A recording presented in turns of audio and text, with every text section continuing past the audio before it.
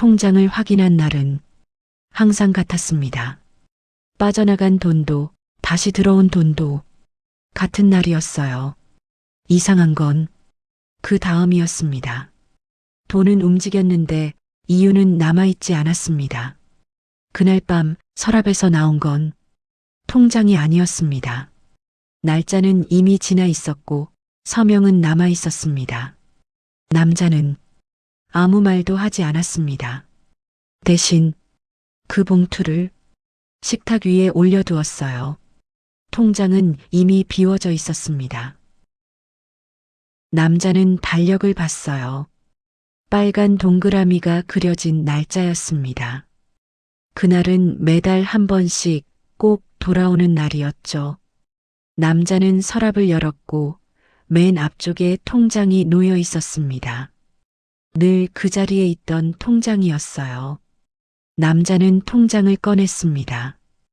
표지는 조금 낡아 있었어요. 그대로 손에 든 채 휴대폰을 집어 은행 앱을 열었습니다. 항상 쓰던 그 앱이었죠.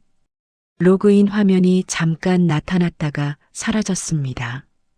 남자는 잔액 조회 버튼을 눌렀고 숫자가 화면에 올라왔어요. 그 숫자를 바로 넘기지 않고 잠시 그대로 두었습니다. 화면을 캡처하자 짧은 소리가 한 번 났죠. 남자는 갤러리를 열었고 방금 찍은 사진이 맨 위에 있었습니다. 사진을 길게 눌러 이름 바꾸기를 선택했어요. 화면 아래에서 키보드가 올라왔고 남자는 오늘 날짜를 숫자로 입력했습니다. 저장 버튼을 누르자 파일 이름이 그 자리에서 바뀌었더라고요. 남자는 휴대폰을 내려놓고 통장을 다시 서랍 맨 앞에 넣었습니다. 서랍을 닫았어요. 그리고 다시 달력을 바라봤습니다. 다음 달 같은 날짜에 동그라미를 그렸고 빨간 펜으로 한 번 더 덧칠했죠. 펜을 내려놓았습니다. 남자는 책상 옆 선반을 바라봤어요. 선반 위에는 봉투들이 겹쳐 쌓여 있었습니다. 남자는 봉투 더미를 옆으로 밀었고 종이들이 한쪽으로 기울었어요. 그 자리에 통장을 올려두었습니다. 통장은 잠깐 그곳에 있다가 다시 집어들렸고 남자는 서랍을 열어 통장을 안쪽으로 밀어 넣었습니다. 서랍을 닫은 뒤 남자는 현관 쪽으로 걸어가 신발을 신었어요. 열쇠를 집어 문을 열고 나가자 문이 닫히는 소리가 집 안에 남았습니다. 남자는 은행 입구로 들어갔어요. 로비에는 몇 사람이 서 있었습니다. 문이 닫히자 박 소리가 멀어졌습니다. 남자는 번호표 발권기 앞에 섰고 화면을 한번 눌렀어요. 짧은 소리와 함께 번호표가 나왔습니다. 남자는 종이를 받아 숫자를 확인한 뒤 그대로 대기 의자 쪽으로 걸어갔어요. 빈 의자 끝에 자리를 잡았습니다. 남자는 휴대폰을 꺼내 갤러리를 열었어요. 아침에 찍은 캡처 사진이 화면에 나타났습니다. 사진을 눌러 조금 더 키우자 숫자가 다시 보였고 남자는 화면을 끄지 않았어요. 천장 스피커에서 호출 번호가 흘러나왔습니다. 남자는 고개를 들어 전광판을 봤지만 자기 번호는 아직 아니었어요. 그래서 다시 휴대폰 화면을 보며 그대로 앉아 있었습니다. 전광판 소리가 다시 울렸고 번호가 하나 바뀌었습니다. 이번에는 남자 차례였어요. 남자는 자리에서 일어나 번호표를 손에 쥔 채 창구 쪽으로 걸어갔습니다. 유리로 된 창구 앞에 서서 가방에서 통장을 꺼낸 뒤 통장을 유리 아래로 밀어 넣었어요. 직원은 통장을 받아 표지를 넘겼고 페이지가 한 장씩 넘어갔습니다. 마지막 장에서 손이 멈췄어요. 직원은 통장을 펼쳐둔 채 키보드를 눌렀고 화면을 한번 본 뒤 다시 눌렀습니다. 옆쪽 프린터에서 소리가 나며 종이가 길게 나오기 시작했고 그 소리는 잠시 이어지다가 멈췄습니다. 직원은 종이를 뜯어 반으로 접고 한 번 더 접은 뒤 접힌 종이를 남자 앞에 놓았어요. 남자는 그 종이를 바로 펼치지 않고 가방을 열어 안쪽 칸에 넣은 다음 지퍼를 끝까지 닫았습니다. 통장을 받아 가방에 넣은 뒤 창구에서 물러났고 그대로 은행을 나갔어요. 문이 닫히는 소리가 뒤에서 들렸습니다. 남자는 집으로 돌아와 신발을 벗고 안으로 들어갔어요. 가방을 식탁 위에 올려놓은 뒤 안쪽 칸을 열어 접힌 출력지를 꺼냈습니다. 출력지는 식탁 위에서 길게 펼쳐졌어요. 종이를 내려다보던 남자는 서랍을 열어 노란색 형광펜을 꺼냈습니다. 출력지를 위에서부터 훑어보며 손가락으로 한 줄씩 짚어 내려가다가 어느 지점에서 손이 멈췄어요. 같은 금액이 반복되는 줄이 보였고 남자는 그 줄 위에 형광펜을 그었습니다. 바로 아래 줄도 같아서 다시 한번 표시했고 그 아래 줄도 같은 금액이어서 또다시 선이 그어졌어요. 형광펜 자국은 출력지 위에서 여러 줄로 이어졌습니다. 남자는 형광펜을 내려놓고 볼펜을 집어 표시된 줄 옆 여백에 시간을 적기 시작했어요. 오전 11시가 적혔고 그 아래 줄에는 오후 2시가 보였습니다. 남자는 고개를 들어 벽시계를 봤고 시계는 오후 4시를 가리키고 있었어요. 다시 출력지를 내려다보며 적힌 시간들을 하나씩 확인한 뒤 휴대폰을 집었습니다. 캘린더 앱을 열어 출력지에 적힌 날짜를 찾아 눌렀고 그날 일정이 화면에 나타났어요. 오전 11시에 등록된 일정 하나를 눌러 확인한 뒤 휴대폰을 내려놓았습니다. 남자는 시선을 출력지 맨 아래로 옮겼습니다. 거래 구분이라고 적힌 칸 옆에 짧은 코드가 찍혀 있었고 그는 그 코드를 손가락으로 짚었어요. 출력지를 다시 위로 올려 살펴보니 같은 코드가 여러 줄에 반복돼 있었습니다.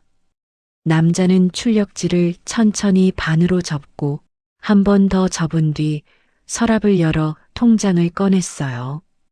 통장을 펼쳐 가운데에 접힌 출력지를 끼워 넣고 덮은 다음 서랍 안쪽으로 깊이 밀어 넣었습니다. 서랍을 닫자 짧은 소리가 났어요. 다음 날 남자는 다시 같은 은행으로 갔어요. 어제와 비슷한 시간대였고 로비의 분위기도 크게 다르지 않았습니다. 번호표를 뽑은 뒤 창구 앞 책상으로 이동하자 서류 양식들이 가지런히 놓여 있었어요. 남자는 그중 한 장을 집어 추가 출력 요청서를 확인했습니다. 볼펜을 들고 이름과 계좌번호를 적은 다음 조회 기간 칸의 시작 날짜와 끝 날짜를 차례로 써내려갔어요. 서류를 들고 창구로 이동해 자기 차례가 되자 종이를 유리 아래로 밀어 넣었습니다. 직원은 서류를 받아 훑어본 뒤 통장을 요청했고 남자는 통장을 꺼내 함께 건넸어요. 직원은 통장과 서류를 나란히 놓고 키보드를 두드리기 시작했습니다. 화면을 몇 번 클릭한 뒤 출력 버튼을 누르자 프린터가 돌아가기 시작했고 어제보다 더 긴 종이가 천천히 나왔어요. 종이는 한참 동안 이어지다가 멈췄고 직원은 그것을 뜯어 2장으로 맞췄습니다. 직원은 2장을 가지런히 정리한 뒤 스테이플러로 묶어 남자 앞으로 밀어주었어요. 남자는 출력지와 통장을 함께 받아 손에 든 채 자리에서 일어났습니다. 그는 바로 은행을 나서지 않고 옆쪽을 둘러보다가 상담 창구 안내판을 확인하고 그쪽으로 걸어갔어요. 상담 창구 앞에 앉은 직원에게 출력지를 올려놓자 직원은 종이를 펼쳐 살펴보았습니다. 상담 직원은 서랍을 열어 거래 구분 코드 설명표 한 장을 꺼내 출력지 옆에 나란히 놓았어요. 남자는 출력지에서 어제 표시해 두었던 코드줄을 찾아 손가락으로 짚었습니다. 직원은 설명표에서 같은 코드를 찾아 가리킨 뒤 화면에 남자의 통장을 띄웠어요. 화면을 아래로 스크롤하자 하단에 작은 글씨가 나타났고 직원은 그 부분을 확대했습니다. 남자는 확대된 화면에서 날짜 표기 하나를 확인한 뒤 메모지를 꺼내 그 날짜를 옮겨 적었어요. 메모지를 접어 주머니에 넣고 출력지를 다시 집은 다음 상담 창구를 떠났습니다. 남자는 집에 돌아와 현관문을 열고 안으로 들어갔어요. 신발을 벗자마자 곧장 서랍장 앞으로 걸어갔습니다. 서랍을 하나씩 열어보던 그는 첫 번째 서랍을 통째로 꺼내 바닥에 내려놓았어요. 두 번째 서랍도 같은 방식으로 꺼냈고 세 번째 서랍까지 바닥에 놓였습니다. 남자는 맨 아래 서랍을 들여다보다가 고무줄로 묶인 서류 묶음을 발견했습니다. 그 묶음을 꺼내 바닥에 놓고 고무줄을 풀자 여러 장의 서류가 한꺼번에 펼쳐졌어요. 계약서와 영수증이 차례로 나왔고 남자는 서류를 한 장씩 넘기며 끝까지 살펴봤습니다. 그러다 손이 멈춘 지점에서 위임장 한 장을 꺼내 펼쳤어요. 위임장 상단에는 날짜가 적혀 있었고 남자는 주머니에서 메모지를 꺼내 은행에서 적어온 날짜를 확인했습니다. 두 날짜를 나란히 놓고 번갈아 보다가 시선을 아래로 내려 서명란을 바라봤어요. 서명란에는 이름이 적혀 있었고 남자는 그 필체를 몇 초 동안 그대로 살펴봤습니다. 그는 다시 서랍으로 손을 뻗어 통장을 꺼냈고 통장을 펼치자 어제 끼워두었던 출력지가 함께 나왔어요. 출력지를 꺼내 형광펜으로 표시해 둔 줄과 거래 구분 코드 부분을 다시 확인한 뒤 위임장 옆에 나란히 놓았습니다. 두 서류가 바닥 위에 함께 놓인 상태에서 남자는 다시 서랍 안쪽을 더듬었습니다. 손끝에 딱딱한 것이 닿았고 꺼내보니 도장 케이스였어요. 케이스를 열자 도장 두 개가 나란히 들어 있었고 남자는 그것을 손에 들지 않은 채 잠시 바라봤습니다. 그대로 케이스를 닫은 뒤 위임장을 다시 반으로 접었습니다. 남자는 책상 위에 놓여 있던 봉투를 집어 위임장을 안에 넣고 테이프를 잘라 입구를 막았습니다. 테이프를 꾹 눌러 붙이자 봉투는 완전히 닫혔어요. 남자는 봉투를 들고 집을 나섰어요. 현관문을 잠그고 계단을 내려가 곧장 걸어서 아들 집으로 향했습니다. 멀지 않은 거리였고 잠시 뒤 아들 집 건물 앞에 도착했어요. 엘리베이터를 타고 올라 아들 집 층에서 내린 뒤 복도를 지나 현관 앞에 섰습니다. 초인종을 누르자 안에서 벨소리가 들렸고 잠시 후 문이 열렸어요. 아들은 문 앞에 서서 남자를 보고 고개를 한번 끄덕였습니다. 남자는 아무 말 없이 안으로 들어가 신발을 벗었고 아들은 먼저 거실로 향했어요. 남자도 그 뒤를 따라 거실로 들어갔습니다. 거실 식탁이 보였고 남자는 식탁 앞에 서서 손에 들고 있던 봉투를 위에 올려놓았어요. 아들은 맞은편 의자에 앉았고 남자도 의자를 빼고 마주 앉았습니다. 남자는 봉투를 자기 쪽으로 당긴 뒤 서랍을 열어 작은 커터칼을 꺼냈어요.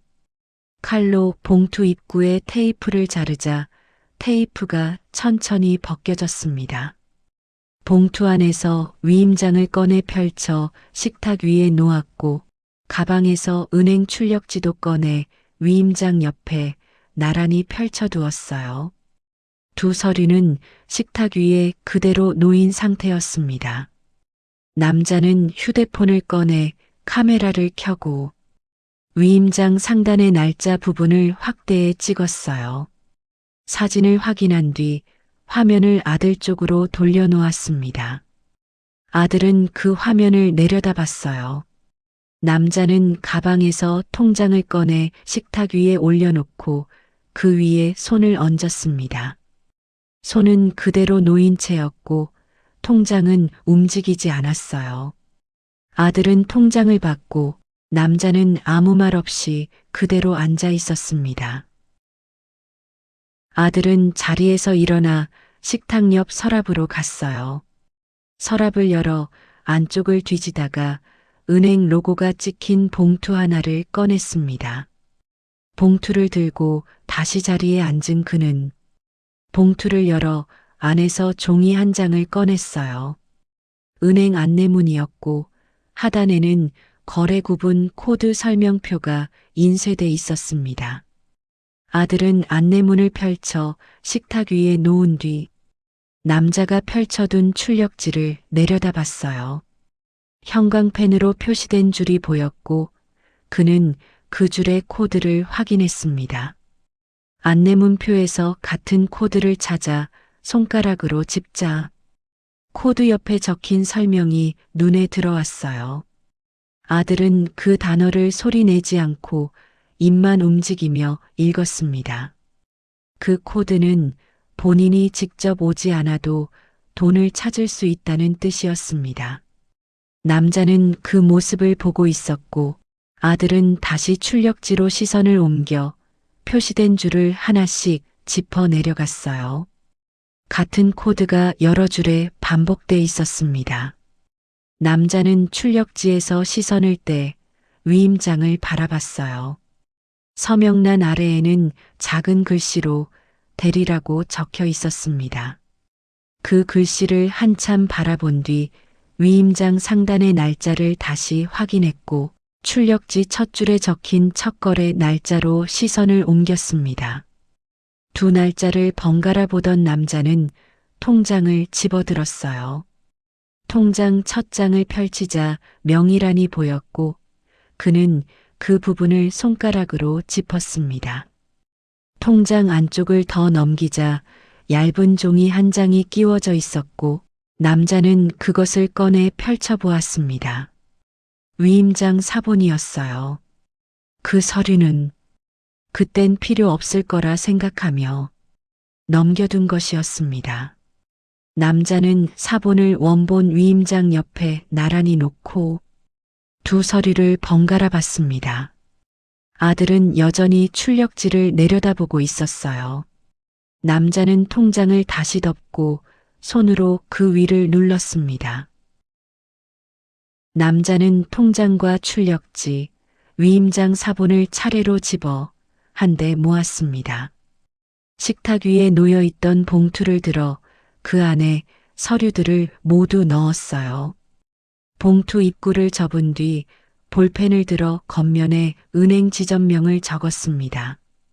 봉투를 가방 안쪽에 넣고 자리에서 일어나자 아들은 여전히 식탁에 앉아 있었습니다. 남자는 현관으로 가 신발을 신고 문을 열어 나갔어요. 문이 닫히는 소리가 집 안에 남았습니다. 다음 날 아침 남자는 봉투를 들고 다시 은행으로 갔습니다. 어제 방문했던 그 은행이었어요. 번호표를 뽑아 대기 의자에 앉아 있다가 호출을 받고 창구 앞으로 이동했습니다.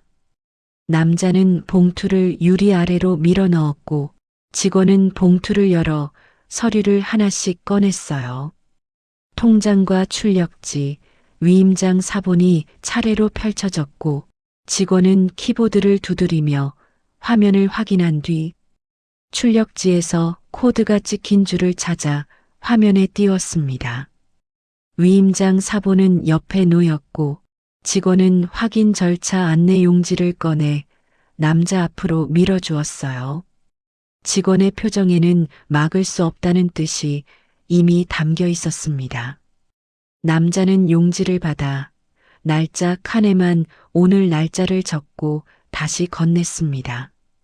통장을 직원 쪽으로 돌려놓자 직원은 통장을 받아 화면에 띄운 채 작업을 이어갔어요. 남자는 창구 앞에 그대로 서 있었습니다.